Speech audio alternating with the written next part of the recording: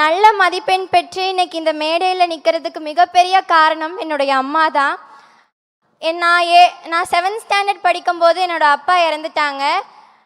But என்னோட அப்பா இல்லை அப்படிங்கிற அந்த குறை எதுவுமே இல்லாமல் இன்னைக்கு எங்கள் அம்மா என்னை வளர்த்து இந்த மேடையில் நிற்க வச்சுருக்காங்க. அப்படிங்கும்போது அவங்களுக்கு நான் ரொம்ப ரொம்ப நன்றி தெரிவிச்சுக்கிறேன். அண்ட் என்னோட ஸ்கூல் டீச்சர்ஸ் எனக்கு 6th-லேருந்து 10th ஸ்டாண்டர்ட் வரைக்கும் ரொம்ப மோட்டிவேட் பண்ணி இந்த அளவுக்கு என்னை ஸ்கோர் பண்ண வச்சுருக்காங்க. அண்ட் அண்ணா கிட்டே எனக்கு ஒரு 2 வேண்டுகோள் தான். என்னன்னா, இன்னைக்கு கல்வி அப்படிங்கிறது ஒரு நாடு முன்னேறணும் அப்படிங்கிறதுக்கான ஒரு அத்தியாவசியமானது இருக்குது. அப்படி இருக்கும் பொழுது அந்த கல்வி வியாபாரமாக இன்னைக்கு மாறிடுச்சு. அப்படி மாறி ரொம்ப வருஷமும் ஆயிடுச்சு. இதனால் என்ன பிரச்சனைன்னு கேட்டால், இது ஏதோ ஒரு மூலையில் இருக்கக்கூடிய 1-2 ஏழை மாணவர்கள் தன்னுடைய திறமைகளை இழந்து அந்த இடத்துலையே முடக்கப்படுறாங்க.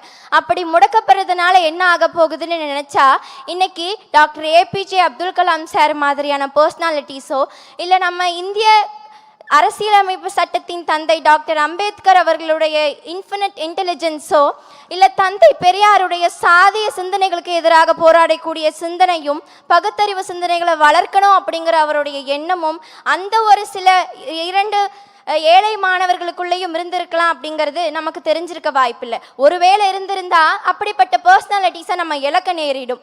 அப்படி அந்த மாணவர்களுக்கும் நம்மளுடைய கல்வி கிடைக்கணும் அப்படிங்கிறதுக்கான ஒரு வேண்டுகோள் தான் இது.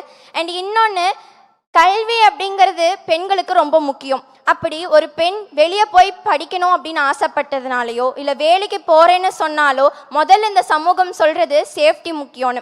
அப்படி சொல்கிற அதே சமூகம் தானே நமக்கு சேஃப்டியே தர மறுக்குது. அப்படிப்பட்ட சேஃப்டி எப்படி நமக்கு கிடைக்கும் அப்படிங்கிறது நம்ம தான் செல்ஃப் டிஃபென்ஸ் பண்ணிக்கணும் அப்படின்லாம் சொல்கிறாங்க. அன்னைக்கே மகாத்மா காந்தி சொன்னார், ஒரு பெண் எப்படி நள்ளிரவில் தன்னிடம் இருக்கக்கூடிய அத்துணை நகைகளையும் அணிந்து கொண்டு தனியாக நடந்து செல்கிறாளோ அப்பொழுது பெண் சுதந்திரம் முழுமையாக நம் இந்திய நாட்டில் கிடைத்து விட்டது அப்படின்னு. ஆனால் இன்னைக்கு நகைகளெல்லாம் அணிந்துட்டு போக வேண்டாம், சும்மா நம்மளால நைட்டில் தெருவில் போக முடியுமா? அப்படி இருக்கக்கூடிய இந்த சமூகம் கண்டிப்பாக விஜயண்ணாவால் மாற்றப்படும் அப்படிங்கிறதுல நம்ம எல்லாத்துக்கும் ஒரு ஆழத்திருத்தமான நம்பிக்கை இருக்குது அப்படிங்கிறதுல எந்தவித சந்தேகமும் இல்லை. And finally we are all love you Anna. Thank you so much for giving this golden opportunity.